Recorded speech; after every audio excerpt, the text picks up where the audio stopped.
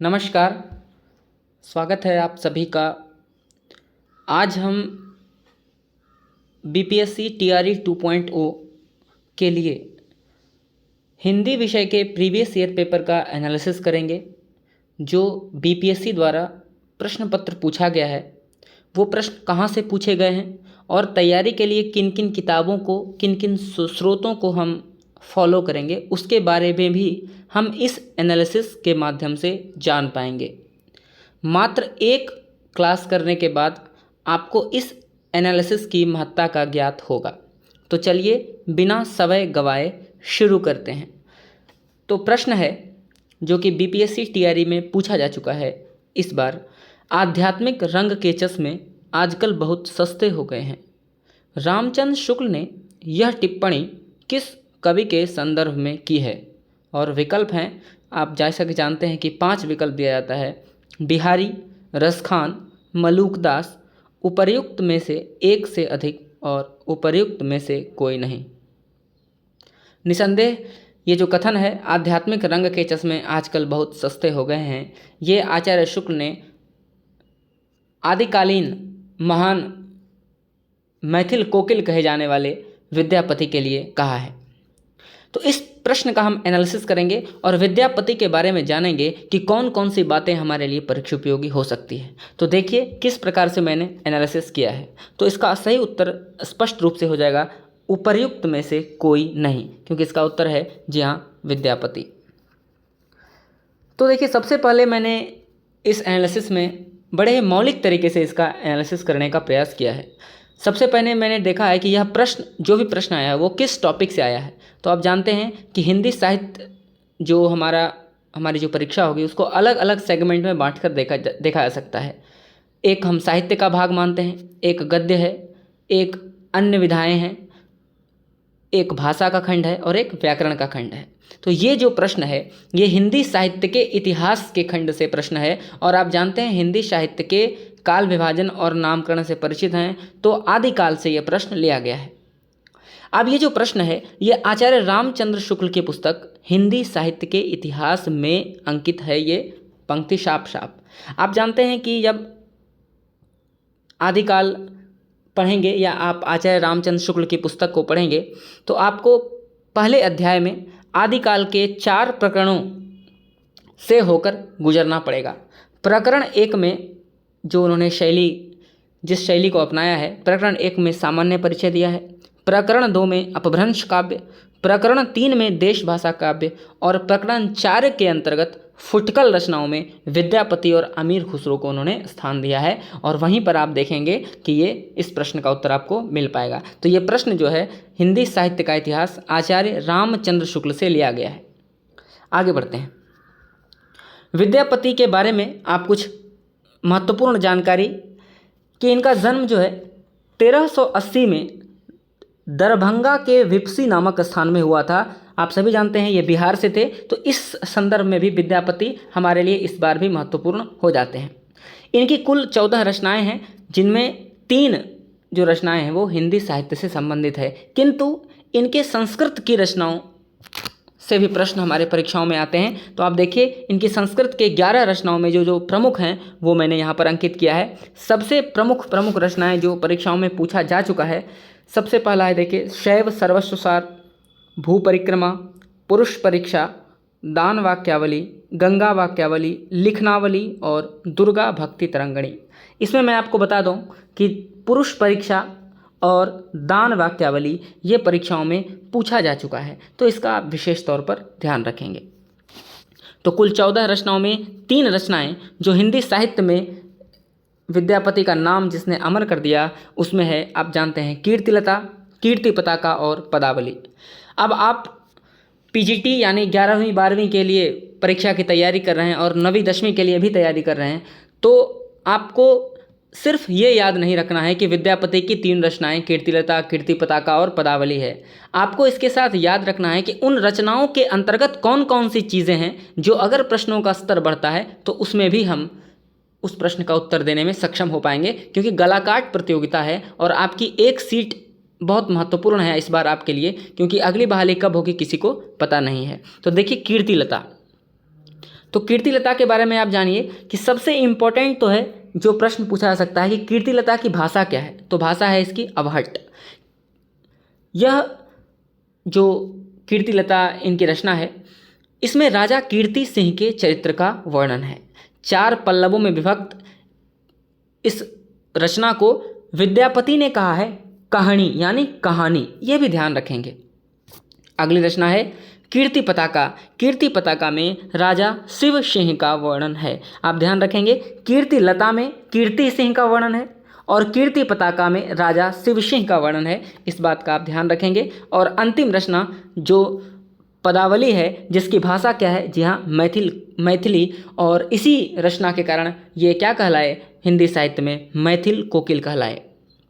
आप स्पष्ट तौर पर देख रहे होंगे कि पदावली पर जयचंद की जो रचना है गीत गोविंद, इसका स्पष्ट प्रभाव नज़र आता है, इसीलिए इनको अभिनव जयदेव भी कहा जाता है, तो इसका भी हम ध्यान रखेंगे। विद्यापति के बारे में देखिए, इस स्लाइड में जो महत्वपूर्ण बातें हैं जो मैंने अंकित कर दिया है आप सबों के लिए, और आप अवश्य लाभान्वित होंगे कि विद्यापति को देखिए, सबसे पहला जो इम्पोर्टेंट बात इसमें है कि विद्यापति को अलग अलग कवियों ने अलग अलग नामों से उद्धृत किया है। जैसे बच्चन सिंह ने विद्यापति को जातीय कवि कहा है। जी हाँ, सूर्यकांत त्रिपाठी निराला ने विद्यापति के श्रृंगारिक रचनाओं को देखते हुए उनकी रचनाओं को, श्रृंगारिक रचनाओं क्या कहा है, नागिन की लहर के समान बताया है। आचार्य हजारी प्रसाद द्विवेदी वहीं विद्यापति को श्रृंगार रस के सिद्ध वाक कवि के रूप में व्याख्यायित करते हैं। विद्यापति के गुरु हैं, जी हाँ, पंडित हरि मिश्र, इसका आप ध्यान रखेंगे। विद्यापति के गुरु हैं पंडित हरि मिश्र, और पहले भी आप इन 2 नामों से परिचित हो चुके हैं, शिव सिंह और कीर्ति सिंह, जिनके आश्रयदाता के रूप में नाम आता है। आगे देखिए दिया हुआ है कि हिंदी में विद्यापति को कृष्ण गीति परंपरा का प्रवर्तक माना जाना चाहिए। बहुत महत्वपूर्ण पंक्ति है और परीक्षाओं में पूछा गया है। इसके बाद जो आप ये यहाँ पर देख रहे होंगे, यहाँ पर एक पंक्ति दी गई है, तो आप स्पष्ट रूप से इस बात से परिचित हैं कि हमारे परीक्षाओं में भी महत्वपूर्ण काव्य पंक्तियाँ पूछी जाती है, इसलिए मैंने इसको भी यहाँ पर शामिल किया है। तो विद्यापति की एक महत्वपूर्ण पंक्ति यह है कि बालचंद विज्जावहु भाषा, दुहु नहीं लग गई दुज्जन हासा। यह काव्य पंक्ति किसकी है, तो विद्यापति की। और एक काव्य पंक्ति और यहाँ पर आप देख रहे होंगे, सरस बसंत समय भल पावली। यहाँ पर जो पंक्ति आप देख पा रहे होंगे, सरस बसंत समय भल पावली, ये भी पंक्ति किसकी है, विद्यापति की। आगे बढ़ते हैं विद्यापति के बारे में महत्वपूर्ण तथ्य। तो जैसा कि मैंने आपको पहले भी बताया है कि हजारी प्रसाद द्विवेदी ने विद्यापति को क्या कहा, सिद्ध श्रृंगार रस के सिद्ध वाक कवि कहा। बच्चन सिंह ने क्या कहा, बच्चन सिंह ने इनको जातीय कवि कहा। तो इसी प्रकार जो हजारी प्रसाद द्विवेदी ने हैं, उन्होंने कीर्तिलता को कहा है भृंग भृंगी संवाद। जी हाँ, भृंग भृंगी संवाद के रूप में आचार्य हजारी प्रसाद द्विवेदी ने उद्धृत किया है, और इनको बहुत सारे महत्वपूर्ण उपाधियों से सुशोभित किया गया है, जिसके बारे में आप अवश्य परिचित होंगे। अभिनव जयदेव, कवि शेखर, कवि कंठहार, मैथिल कोकिल आदि उपाधि से इनको जाना जाता है। और इनकी सर्वश्रेष्ठ पंक्ति जो बार बार परीक्षाओं में पूछी जाती है, देसिल बाणा सब जन मिठा ते तन सम जम्पाऊं अवहट्टा, ये पंक्ति किसकी है, विद्यापति की है, और विद्यापति शैव थे, ये भी आप ध्यान रखेंगे।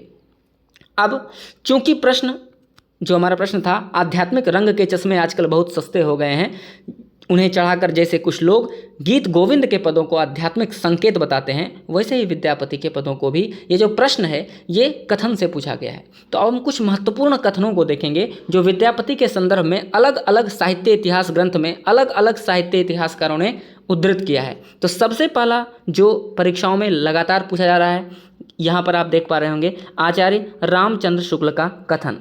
और कथन क्या है, कथन है आध्यात्मिक रंग के चश्मे आजकल बहुत सस्ते हो गए हैं, उन्हें चढ़ाकर जैसे कुछ लोगों ने गीत गोविंद के पदों को आध्यात्मिक संकेत बताया है, वैसे ही विद्यापति के इन पदों को भी।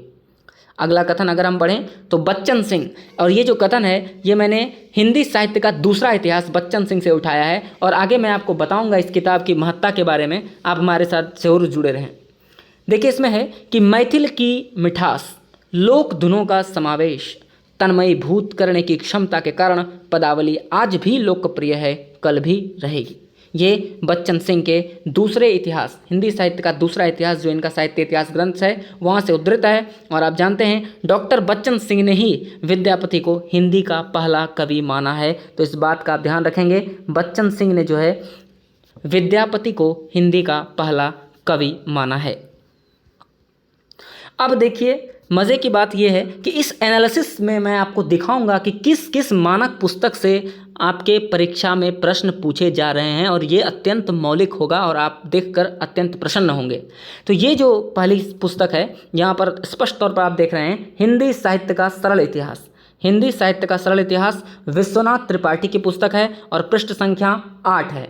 पृष्ठ संख्या 8 है, जिसमें वीर गाथा काल के अन्य कवियों में विद्यापति के बारे में वर्णन दिया गया है। और इसमें आप स्पष्ट तौर पर देख पा रहे होंगे कि विद्यापति के 3 रचनाएं कीर्तिलता, कीर्ति पताका और पदावली।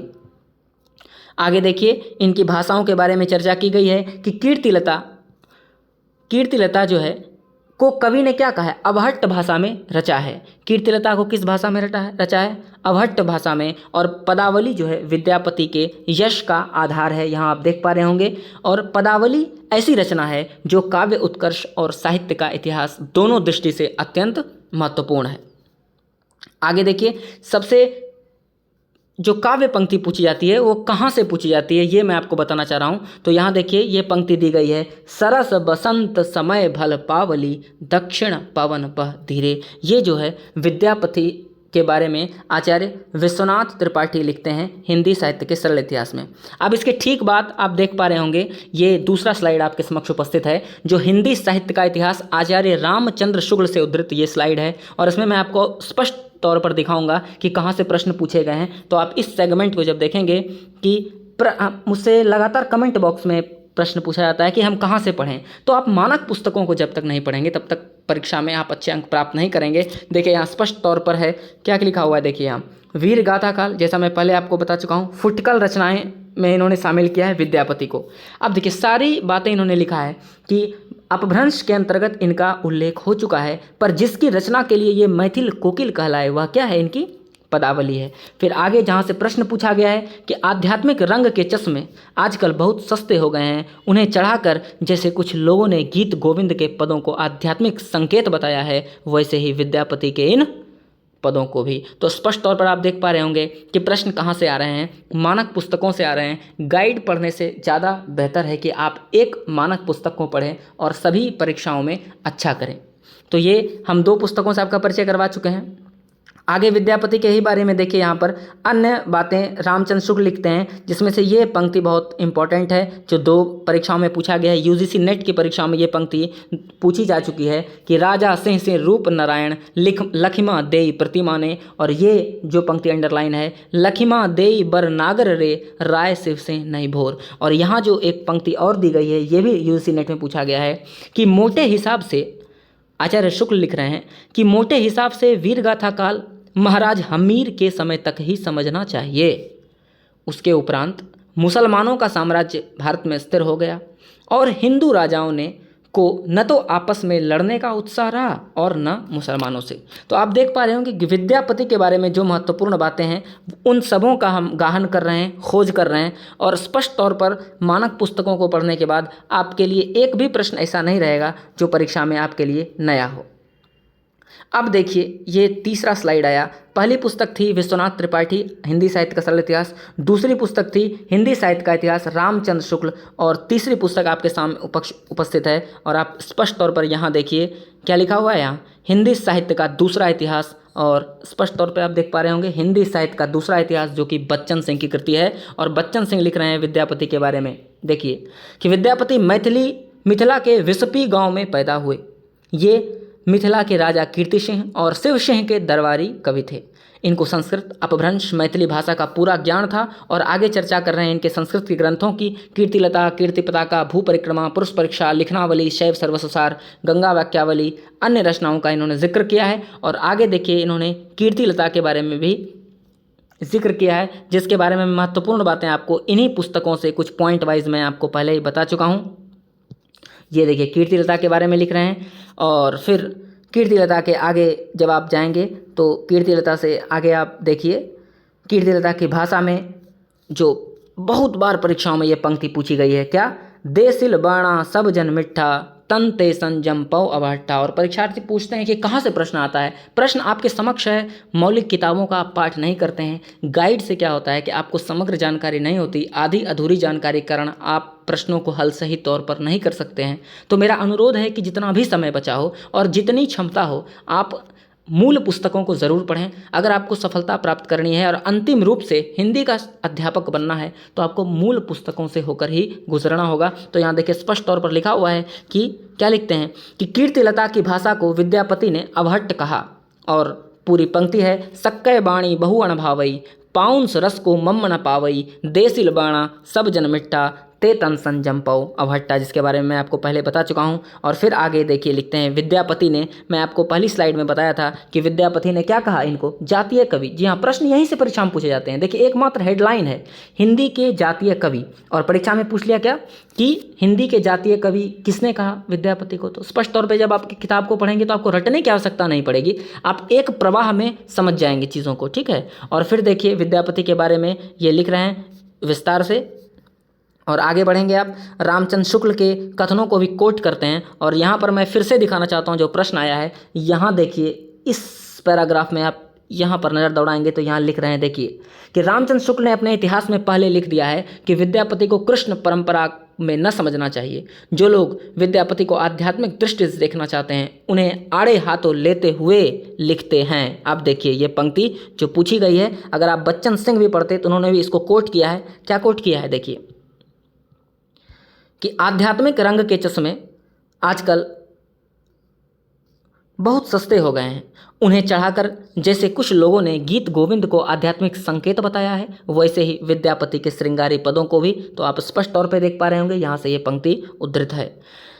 तो इस प्रकार से हम पेपर एनालिसिस कर रहे हैं, और यहाँ पर देखिए ये 3 पंक्तियाँ दी गई है, और आगे आने वाले प्रश्न में मैं आपको ये पंक्ति दिखाने भी वाला हूँ, तो आप अभी ही देख लीजिए। बड़ कौशल तो राधे, किनल कन्हाई लोचन आधे। ये पंक्ति बीपीएससी में ही पूछी गई है। एक पंक्ति मैंने आपको दिखा दिया कि आध्यात्मिक रंग के चश्मा आजकल सस्ते हो गए। फिर से जब काव्य पंक्ति में एक प्रश्न आता है जिसमें कि कणपा सरहपा के सारे प्रश्न दिए गए हैं, कि कणपा के प्रश्न हैं, रैदास के काव्य पंक्ति दी गई है, कणपा और सरहपा की पंक्ति दी गई है, और उसी में आपको एक पंक्ति मिल जाएगी, बड़ कौशल तो राधे, किनल कन्हाई लोचन। और ये पंक्ति किसकी है, विद्यापति की है, और किस पुस्तक से है, हिंदी साहित्य का दूसरा इतिहास बच्चन सिंह से है। तो कहना इतना ही चाहता हूँ कि आप, अगर आपके पास समय है, जितना भी समय है, आप मानक पुस्तकों का अध्ययन करें, गहन करें, और महत्वपूर्ण चीज़ों को एक नज़र से, सरसरी निगाह से भी देख लेंगे तो आप परीक्षा भवन में स्पष्ट तौर पर अच्छा करेंगे। तो इस प्रकार से मैंने एनालिसिस किया। आपको विद्यापति के बारे में प्रश्न आया था कि आध्यात्मिक रंग के चश्मे आजकल बहुत सस्ते हो गए हैं, और ये कथन किसका है, तो मैंने आपको बताया कि विद्यापति का है। और विद्यापति से संबंधित सारी चीज़ें मैंने आपको एक्सप्लेन करके बताया। इसी को कहते हैं क्वेश्चन पेपर एनालिसिस। और मुझे पूर्ण विश्वास है कि अगली बार अगर कोई भी परीक्षा उपयोगी बिंदु विद्यापति से आएगा तो इन स्लाइड से होकर उसको गुजरना होगा। तो आज के लिए इतना ही। आप कमेंट बॉक्स में ज़रूर बताइए आपको ये एनालिसिस कैसा लगा। अगर आपको ये एनालिसिस पसंद आएगा तो मैं अलग अलग साहित्य इतिहास ग्रंथ और अलग अलग सोर्स जहाँ से प्रश्न उठाए गए हैं सीधे सीधे आपके समक्ष प्रस्तुत करने का प्रयास करूँगा। आज के लिए इतना ही, धन्यवाद।